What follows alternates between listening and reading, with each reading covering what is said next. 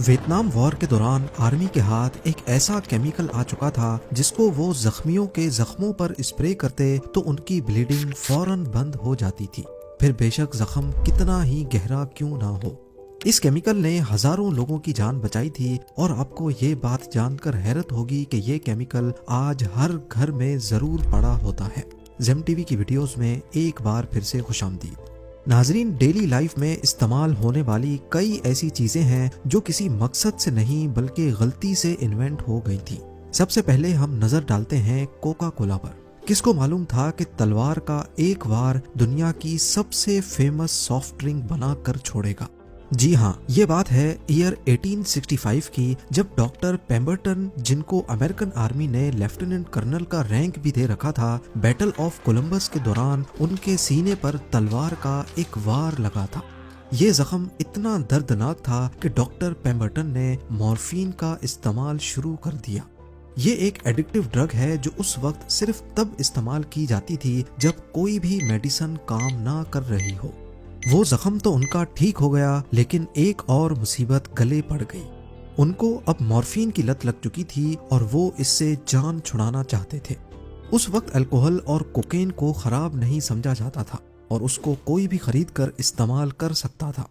उन्होंने अपने लिए एक ऐसी दवाई बनाई जिसमें कोला नट्स और डमियाना नामी प्लांट्स का रस डाला और उसके ऊपर कोकेन और अल्कोहल का मिक्सचर भी। ये एक अल्कोहलिक ड्रिंक के साथ साथ पेन किलर के तौर पे भी काम करती थी, जिसको पेम्बरटन्स फ्रेंच वाइन कोका का नाम दिया गया। यानी उन्होंने एक आदत को छोड़ने के लिए दूसरी आदत को अपना लिया था। करीब 20 सालों के बाद 1886 में एंटी अल्कोहलिज्म कैंपेन चली, जिसमें अल्कोहल और कोकेन के खिलाफ एक कानून पास हुआ। लोकल फार्मेसी स्टोर के मालिक ने पेम्बरटन को बोला कि उनको अब अपनी फ्रेंच वाइन कोका में से अल्कोहल और कोकेन को निकालना होगा। इसी मकसद से डॉक्टर पेम्बरटन ने कुछ एक्सपेरिमेंट्स किए, जिसमें सिर्फ कोला नट्स और कोका के पत्तों के मिक्सचर से एक सिरप बनाया।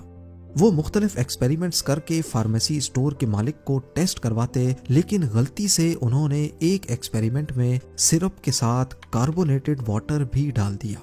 फार्मेसी के मालिक को ये इतना अच्छा लगा कि उन्होंने इसको सर दर्द नहीं बल्कि रिफ्रेशिंग ड्रिंक के तौर पे बेचने का मशवरा दिया। अब क्योंकि ये ड्रिंक कोला और कोका लीव्स को मिलाकर बनाई गई थी, इसी वजह से इसको कोका कोला का नाम देकर रिफ्रेशिंग ड्रिंक के तौर पे बेचा जाने लगा।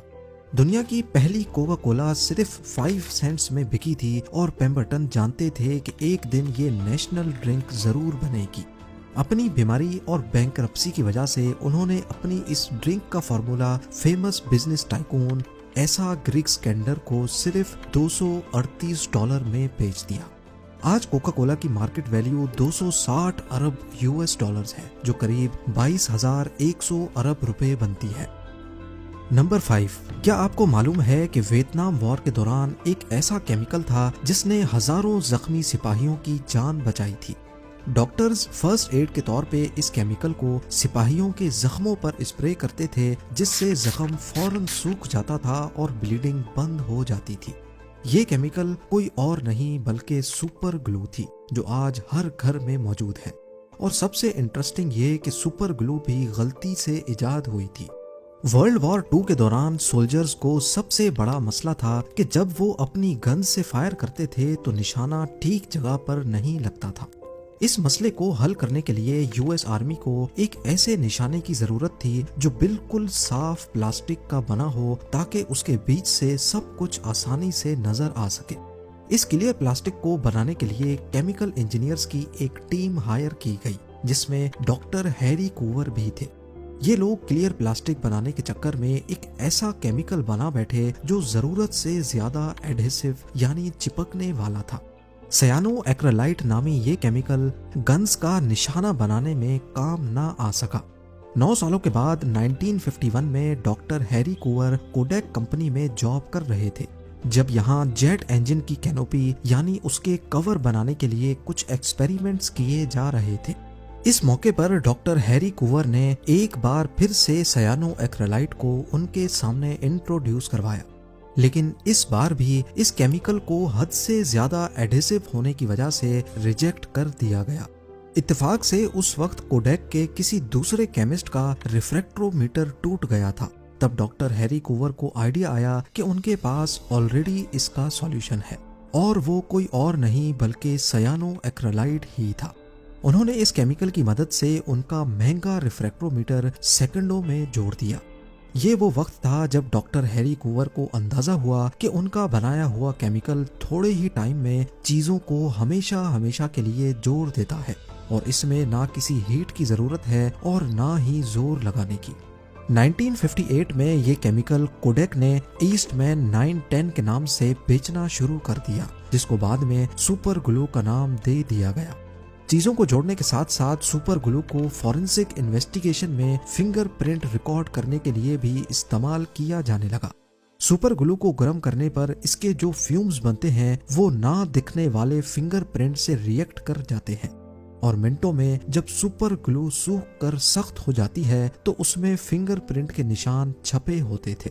इन सभी इस्तेमाल के साथ साथ पहले सुपर ग्लू कट्स में ब्लीडिंग बंद करने के लिए फर्स्ट एड के तौर पे भी इस्तेमाल होती रही है, लेकिन इस मेथड को घर पर कभी ट्राई ना करना।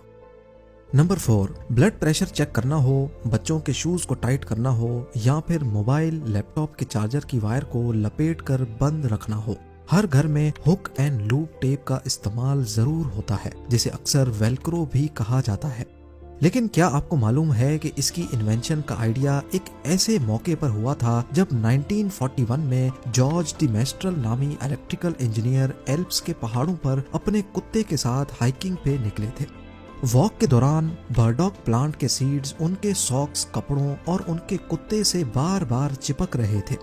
उन्होंने नोटिस किया कि सिर्फ हल्का सा टच होने पर ही बर्डॉक इनके कपड़ों से चिपक जाता है। वो कुछ बीज अपने साथ घर ले गए, जहां उनको माइक्रोस्कोप से देखा। मालूम पड़ा कि इस सीड के कांटों की टिप एक हुक की तरह बनी हुई है, जो कपड़ों पर मौजूद छोटे छोटे लूप्स में आसानी से फंस जाती है। ये प्लांट कुदरती तौर पे ही ऐसे बना है कि ये अपने सीड्स को पास से गुजरने वाले जानवरों के जरिए फैलाता है। जॉर्ज डी मेस्ट्रल को ये तरीका काफी हैरान कुन लगा। वो इस तरीके को इस्तेमाल करके कुछ यूजफुल बनाना चाहते थे, लिहाजा उन्होंने अपनी इस इन्वेंशन को 1955 में पब्लिक किया और अपने नाम से रजिस्टर भी करवा दिया। हुक एंड लूप टेप 2 हिस्सों में आती है, एक में सिर्फ हुक्स होते हैं और दूसरी टेप में नायलॉन के लूप्स बने होते हैं। ये दोनों आपस में टच करते ही वैसे ही चिपक जाते हैं जैसे बर्डॉक सीड्स कपड़े पर चिपकते हैं। आज वेल्क्रो 7 कंट्रीज में बनाया जाता है और इस कंपनी में करीब 2500 एम्प्लॉइज काम करते हैं। नंबर 3, वर्ल्ड वॉर 2 से पहले घरों में हीटर की जगह कोयले को इस्तेमाल किया जाता था, लेकिन इसकी वजह से पूरे घर में काले धुएं की लेयर चिपक जाती थी। तभी प्लेडो को इन्वेंट किया गया, जिसको इस्तेमाल करके कालक को हटाया जाता था। लेकिन वर्ल्ड वॉर 2 के बाद नेचुरल गैस को हीटर के तौर पे इस्तेमाल किया जाने लगा। नोआ और जोसेफ की प्लेडो की इन्वेंशन अब किसी काम नहीं आ रही थी, लेकिन कुछ सालों के बाद 1950s में जोसेफ ने देखा कि उसकी बहन, जो कि एक स्कूल टीचर थी, वो ये प्लेडो अपने स्टूडेंट्स को मुख्तलिफ चीजों के मॉडल्स बनाने के लिए दे रही थी। वहीं से उनको आइडिया आया और उन्होंने रेनबो क्राफ्ट्स कंपनी रजिस्टर करवाकर उसको बच्चों के खेलने के लिए बेचना शुरू कर दिया। नंबर 2, पेस मेकर और पेनिसिलिन के अलावा मेडिकल इंडस्ट्री में ब्लड थिनर्स की इन्वेंशन भी असल में इत्तफाक से हो गई थी। ये बात है 1920s की, जब जानवरों में एक अजीब बीमारी नोटिस की गई। इस बीमारी में उनको इंटरनल ब्लीडिंग होने लगती, जिससे हट्टे कट्टे जानवर भी मर जाते थे। तहकीक से मालूम पड़ा कि घास के ऊपर जम जाने वाले एक खास फंगस खाने की वजह से उनका ब्लड काफी पतला हो गया है। जब उस फंगस को डिटेल में समझा गया तो उसके अंदर एक खास केमिकल पाया गया जो असल में उनके खून को काफी पतला कर देता था। इस केमिकल को बाद में वाफरिन का नाम दिया गया, लेकिन इससे पहले कि ये हार्ट अटैक और स्ट्रोक के पेशेंट्स को दिया जाता, अगले 30 सालों तक ये चूहे मारने की दवा के तौर पे इस्तेमाल किया जाने लगा। 1950s के बाद वाफरिन को इंसानों पर भी इस्तेमाल करने का फैसला किया गया। इस जान बचाने वाली मेडिसिन को जिन पहले पेशेंट्स पर इस्तेमाल किया गया, उनमें US president Dwight D Eisenhower भी थे। जिनको 1955 में हार्ट अटैक हुआ था और वारफरीन के इस्तेमाल से उनकी जान बचाई गई।